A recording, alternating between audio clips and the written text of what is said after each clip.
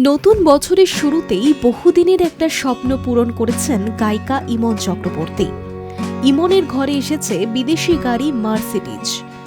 সাদা রঙের সেই গাড়ির সামনে বাবা এবং স্বামী নীলাঞ্জন ঘোষের সঙ্গে তোলা ছবি ইনস্টাগ্রামের পাতায় নিজেই ভাগ করে নিয়েছিলেন গায়িকা। গাড়ি কেনার কিছুদিন পরেই ছিল ইমন আর নীলাঞ্জনের তৃতীয় বিবাহবার্ষিকী।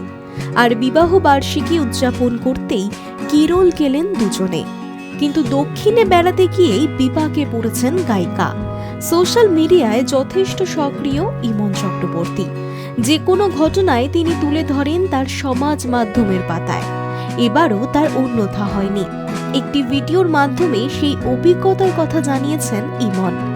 না, তবে ইমনের অনুরাগীদের চিন্তা করার মতো কোনো ঘটনা অবশ্য ঘটেনি। রবিবার কেরলের মুনিয়ারা বলে একটি জায়গায় ঘুরতে গিয়েছিলেন ইমন এবং তার স্বামী। ঢালু এবড়ো খেবড়ো অমসৃণ রাস্তা দিয়ে গাড়ি করে যাচ্ছিলেন ইমন এবং তার স্বামী। কিন্তু সেই রাস্তা সেই রাস্তা নয়। পাহাড়ি সেই রাস্তায় গাড়ি করে যাতায়াত করা মানে যেন প্রাণ হাতে করে নিয়ে চলা। সেই রাস্তা এতটাই ঢালু যে মনে হতে পারে যে কোনো সময় গাড়ি পাশের খাদে গিয়ে পড়ে যাবে।